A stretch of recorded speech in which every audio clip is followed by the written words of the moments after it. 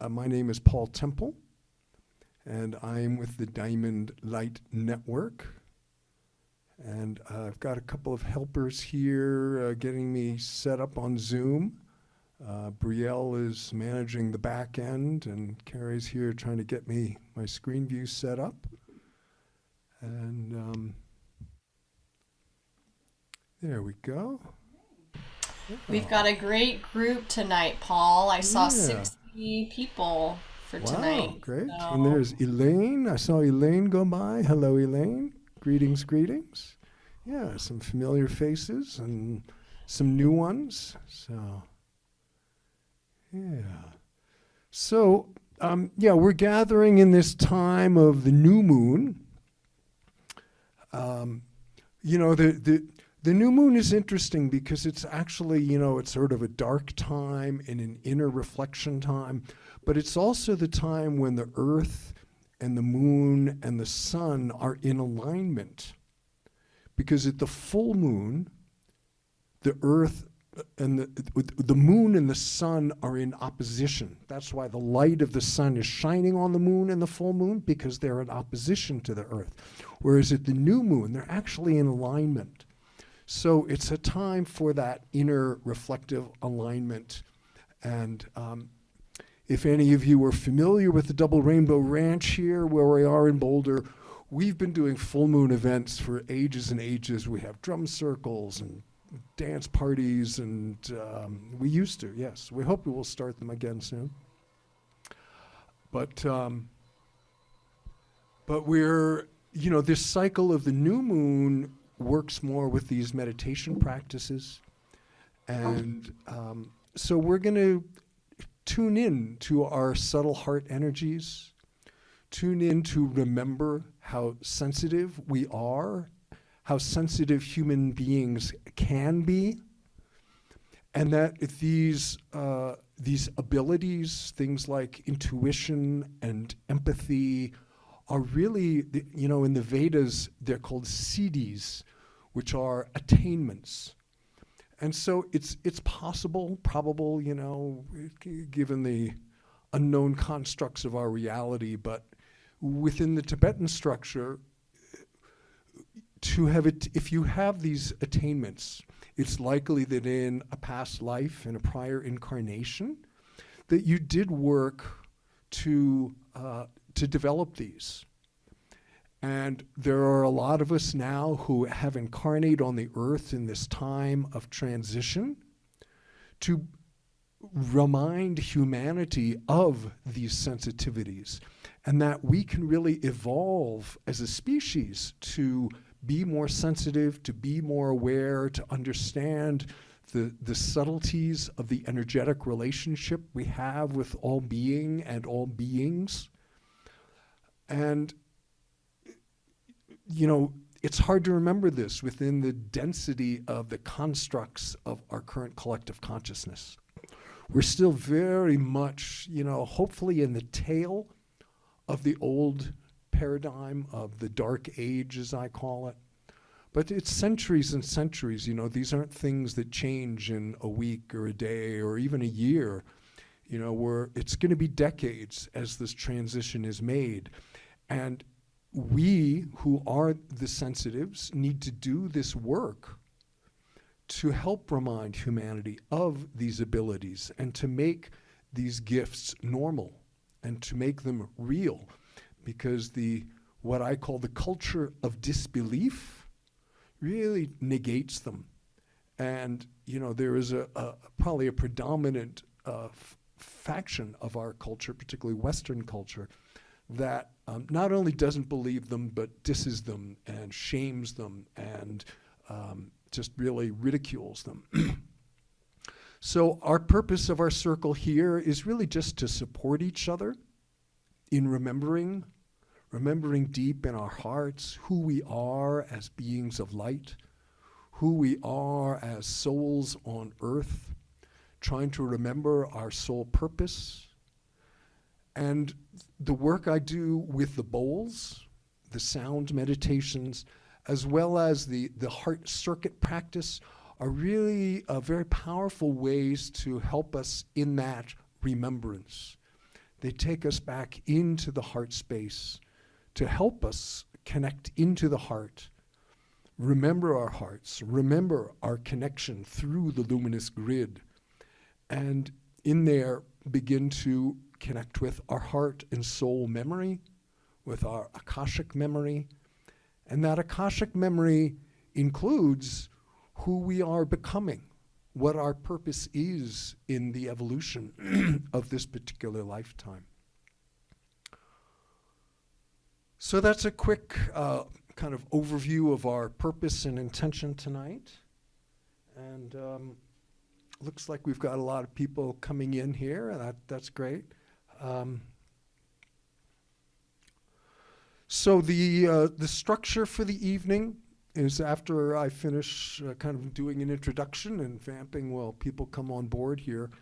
We're going to do the heart circuit meditation. And I know some of you have done this before, and I'm seeing some new names and faces out there as well, so it may be new to some of you. But the heart circuit practice is a very simple visualization and chanting practice that activates the heart center and connects us into the luminous grid, which is that etheric web, the web of life, the crystalline grid. It has many names. And it's a very beautiful and simple practice to help us ground back into heart wisdom. Our hearts are much, much more than we are taught in Western culture. And remembering the power of our hearts is just a very important step for humanity to take in this time. Indigenous cultures, they know the importance and the power of the heart, and it's the most important part of their being. But in Western culture, this has been kind of lost and forgotten. So we need to remember, we who are here with these abilities need to remember what it is to be a luminous, sensitive, perceptive being. I'm going to talk more about the sensitivities after the meditation. But so after the meditation, I'm really hoping we can have a sharing circle and hear from you. And just, what your journey has been, your experience of being a sensitive in this rather dense and abusive and dysfunctional culture of Western, really all over the planet. We're coming out of centuries and centuries of just horrific, horrific darkness. And we're just beginning to remember and wake up. And we're right on this edge of kind of moving more into a collective evolutionary awareness. To me, it's not an ascension. That sounds like, oh, we're all going to ascend and be beautiful and enlightened. But no, we're having to pull out of the muck right now. And this is a process that might take decades and decades of doing that work, of remembering, of bringing up and healing and opening these awarenesses, both for ourselves and for all of humanity. Yes. So we have a couple of people here in the room, and one is telling me that the lotus flower grows out of the muck of the swamp. So let me just take a peek at my notes here and see.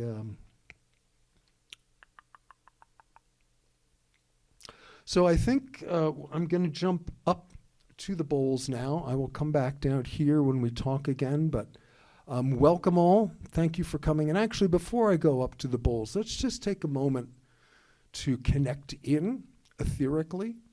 So I invite you to close your eyes. You can put your hands on your heart. And by heart, I mean not the physical heart, but the energy center that's in the center of the chest. I recently heard it referred to as the bindi that is embedded in the heart chakra. So it's even different than the heart chakra. We call it the pearl of light. But anyways, just bring your hand to your heart, just to wake it up and connect. And from the left side of your heart, you can send out a beam of light.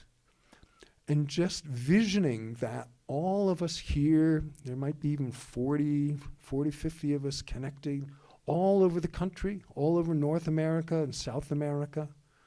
Might even be some people from India who are connecting in. So it's not a direct line, but we're connecting in the etheric grid, heart to heart to heart, till you feel that loop around and come back in on your right side, connecting you into the circle. Allowing yourself to become present and feel that connection. Empathy is the feeling sense. Intuition is more of the mental and heart sense. So people perceive differently, even on those levels. So you may feel it, you may hear it, you may see it, you may just know it. But just allowing yourself to connect in. Here at the new moon we gather to go deep and remember the light in our hearts.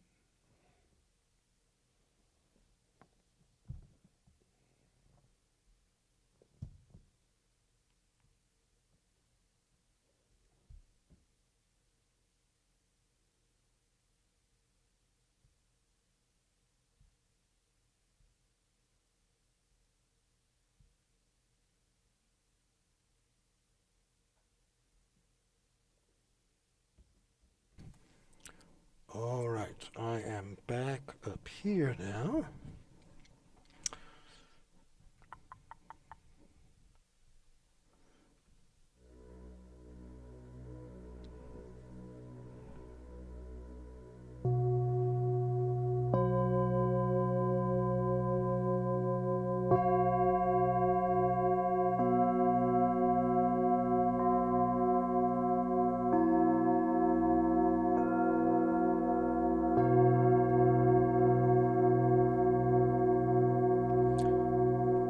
So the heart circuit practice is one that came to me through my intuitive guidance. And it's a series, it's contained within a larger body of teachings about remembering the heart, about remembering this evolutionary process we are in to help humanity come to a new level of conscious awareness, collective awareness that is centered in the heart. It's a very simple practice of visualization, and then I go into a mantra practice. And it's a very, part of the challenge of being a sensitive, of being a light worker in this time is just to remember, because we get so pulled off in the density and the chaos of what's going on in the outer world. And this is a very beautiful and simple practice that just helps me drop back into my heart, into my center. It helps me feel balanced and connected. And as it is kind of activated and awakened my heart, I also feel like I don't get pulled off as much, because the more that the heart is radiant and resonant, it becomes its own protection. Because the diamond light, the Vajra, as the Tibetans call it, it is indestructible, it is impermeable. So when we open and awaken and become truly centered in our hearts, then our luminous presence becomes indestructible and doesn't need defense or protection just because it's there. You know, we remember the great teachers like Jesus and the Buddha and Muhammad. These beings didn't need protection because their light was just so strong and their heart was so pure. And they are models for who we can become as humans. They all had these gifts of intuition and healing energy and empathy and perceiving, being able to sense the subtle energies. That's really what these gifts are, is attuning to the subtle energies. So we start the practice. Actually, before I start into the speaking part, we're going to show you 2 images. So the first image is just the circuit, and it's also, it's here up over my head. I don't know if you can see that, but here is, so this is the heart circuit, and you'll see a seated meditation figure. In the center of the chest is an orb of light, a ball of light. We call it the pearl of light. And that is the emanation of the Vajra, that is the radiant heart center. And then from that, the circuit are these axes of light that connect down to the earth, up into the stars, and then out horizontally in the 4 directions. So this is the first level of just the circuit. And I'm actually going to move tonight and teach the second level of the practice. I don't usually do this. It's usually for the advanced teachings, but I feel like it's appropriate for tonight. So the second part, and actually, Bree, what we want is the one that has the tetrahedrons. So the second part of the practice, do we have the tetrahedrons? Let's see, maybe not.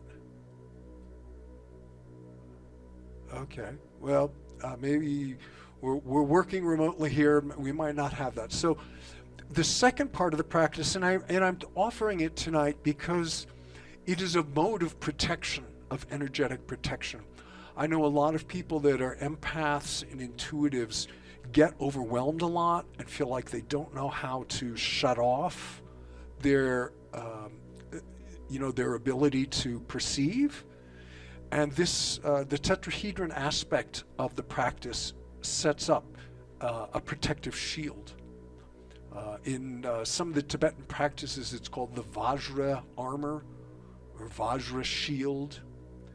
And you can see here around the orb of light, it's a double tetrahedron. It's actually like a double pyramid that rises. One rises up. It starts here from the axes of the 4 directions.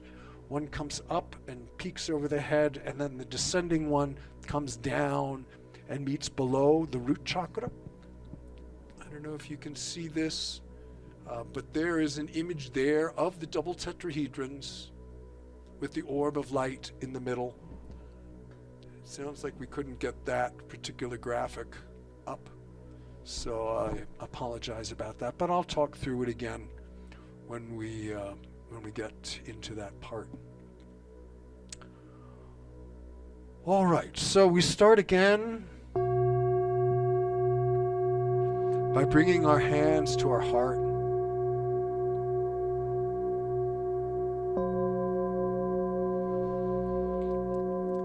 And in your mind's eye, you can perceive there is this orb of light, radiant diamond effervescence in the heart center.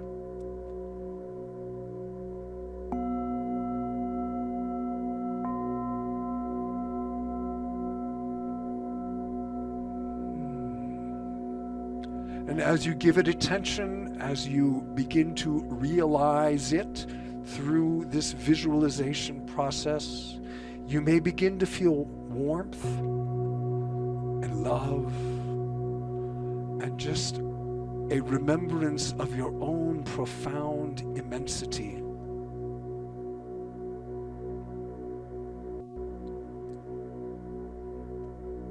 Your ancient soul presence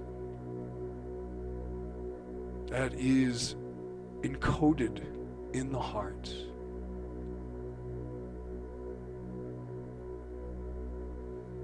Your truth.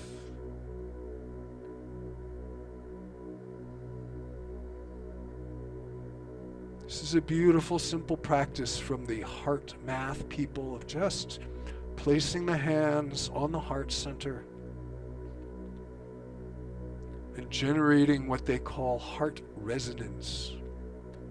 Just beginning to align the vibrational awareness of the heart and our conscious awareness, bringing our own awareness into heart resonance.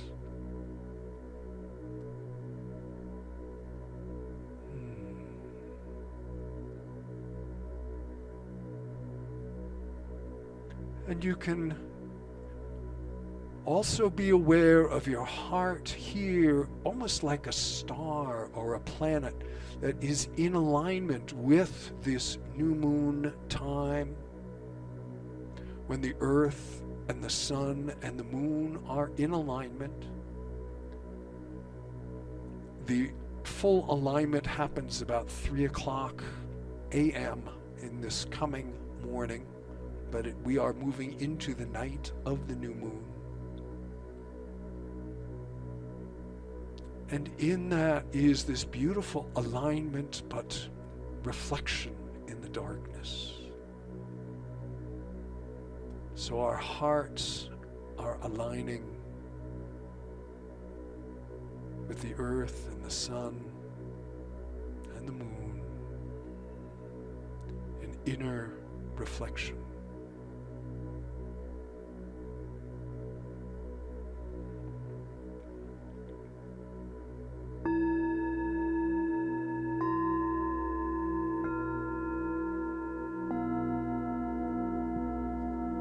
So that's the first step, is just simply remembering your heart. And now we build the circuit. First step is from the base of the heart, from the bottom of that orb of light. We send a spiral of energy, an axis of light, down through your root chakra, down, down, down to the heart of the earth.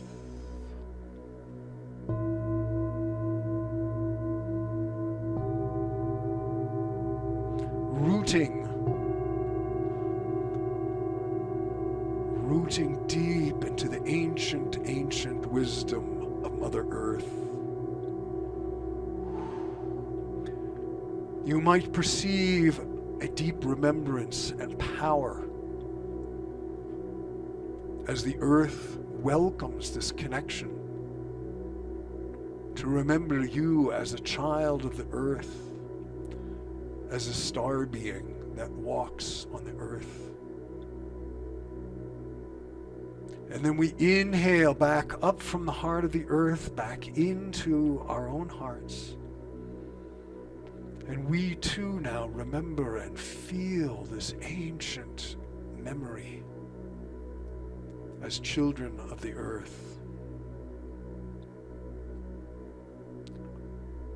Luminous souls on an earth walk, here to remember and bring light.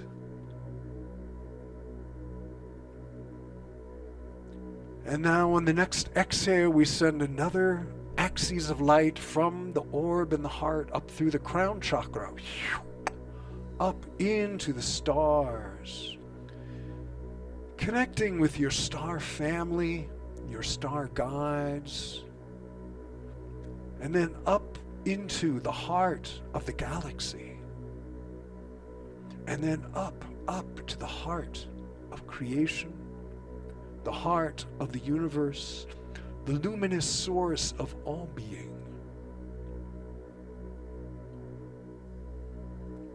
Inhaling back down through your crown into your heart. Moving with the breath, pulses, tides, waves of light from earth to sky, moving through your spinal channels, meeting in the heart.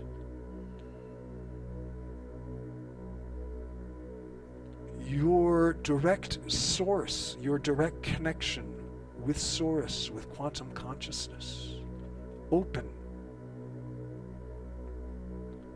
Different levels of consciousness, all the way back up to the primordial source of being.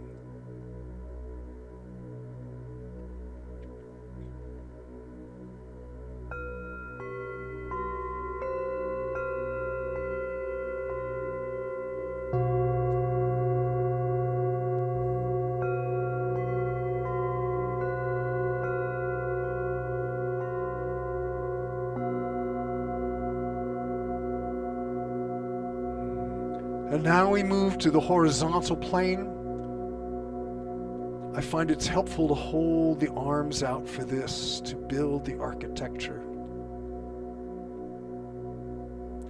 So again, from the orb of light in the heart, through my left arm and my left hand, I send an axis of light across the earth into multidimensional space, connecting into the fabric, the grid work, the jeweled fabric of the universe, as the Tibetans call it, that connects all hearts and all being. Inhaling back from the left into the heart. Exhaling across now to the right. Sending out strands of light, connecting. Inhaling back from the right. So now we have earth, sky, left, right, meeting in the heart, forming a great cross. Our hearts are the crossroad where opposites meet, where unity is remembered. Light, dark, all beings are connected through this grid work.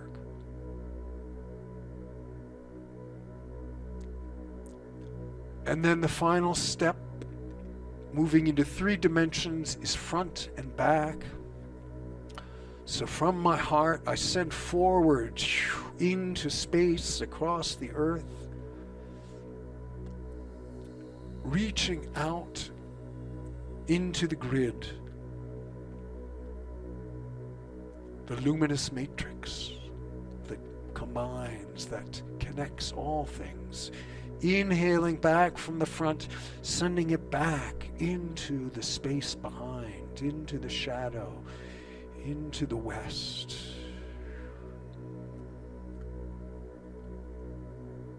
Inhaling back from behind. So now we have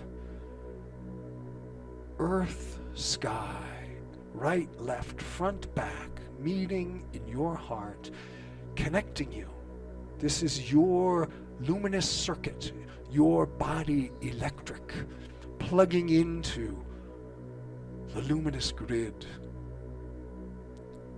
the omniscient web of creation.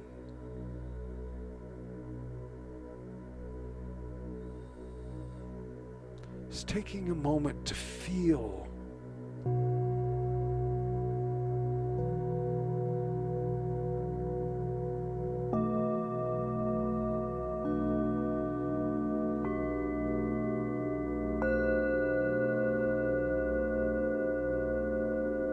how do you feel when you are plugged in, when your heart is activated? Remember, remember, remember the full luminous presence of your being.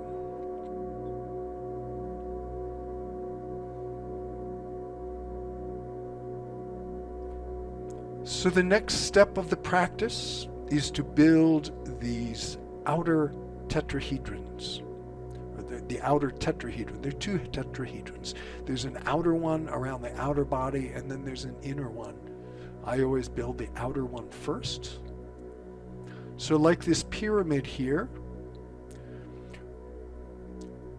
the pyramid of the tetrahedrons connects with each axis. So I start with the left-right points. And this is the base of the upper pyramid. Oh yes, Bree found it there. So if you look at your screen for a moment, you can see the outer tetrahedron there. Beautiful, beautiful. So I take it from the palms of my hands are where the pyramid meets the axes left, right. And then I bring that up above my head, which is where the peak, the top of that pyramid meets. Bringing it back down. And the same axes of the pyramid are moving front and back. So there's an upper pointing pyramid, the base of which is at the axes, meeting in the heart. And then we connect the lower pyramid. I flip my hands over, reach down. The point of that is down below the root chakra.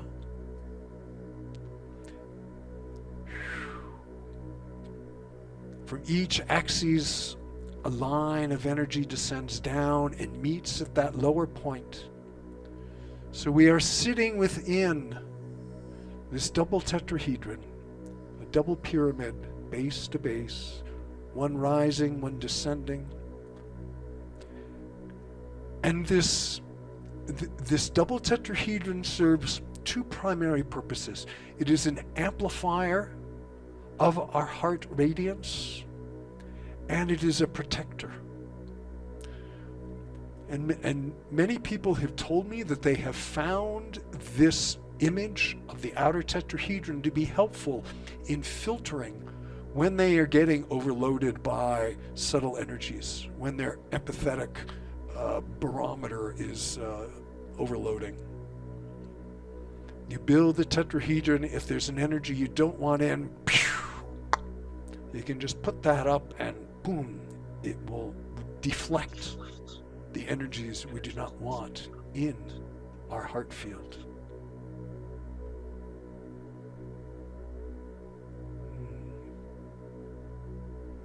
And then the final step is there's an inner tetrahedron that's right around the heart center. Somebody's got their mic on. Whoever you are is dinging there. If you could mute yourself. I can't see who that is. Whoop. Thank you. So the inner, you can see that here. This is the inner tetrahedron that's right around the orb of light. That is one aspect of the diamond radiance, the Vajra radiance. I hold my hands right here to manifest it visually. And again, it amplifies and it protects. It's connected into the circuits. And our whole energy field becomes stabilized and grounded and electrified, sourcing from our great ancient heart wisdom, sourcing into the earth and the sky and the pure, radiant emanations of luminous creation. Moving light with the breath, we both receive energy through the circuitry, and we exhale, we send energy back out. We are the dreamers and the dreamed, so we receive source, connection, awareness through the grid, and then we exhale back out. That which we understand is that which we support, those emanations of thought and creation are which emanate from our heart and contribute through the collective through this circuitry. So now I invite you to hold yourself in this architecture, heart, circuit, protection grid, pyramids. I'm going to move into the mantra practice. Tonight I'm going to do the Vajra Guru mantra. This is the mantra, it's really the highest emanation of the Vajra light, the Vajra Guru, the Vajra teacher. And through the bowls and through this mantra comes a non-verbal, non-mental transmission of the Vajra light, which is our heart light, that diamond light in our hearts. The Vajrayana teachings of Tibet are practices that help awaken the Vajra light, that diamond light in our hearts. If you know the mantra, you're welcome to chant along, but please keep yourself muted because the sound gets really kind of dizzy on Zoom here. So just let yourself bathe in the sound, in the vibration, and receive it as a bath, a purifying shower of light, bathing you, clearing out your heart energy.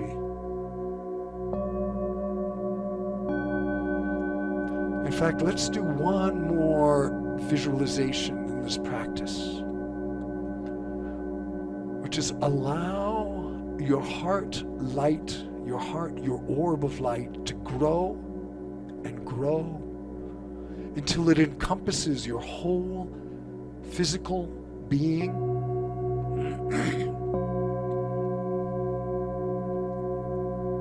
So every cell in your body is being permeated with that diamond radiance. You yourself are the light. And allow it to clear out any obstacles, obscurations, toxins. This could be mental toxins, emotional toxins, energetic toxins that inhibit your path.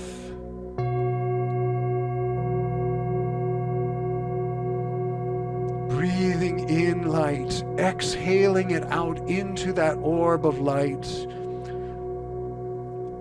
purifying, remembering, clearing, so that you become your pure, luminous essence.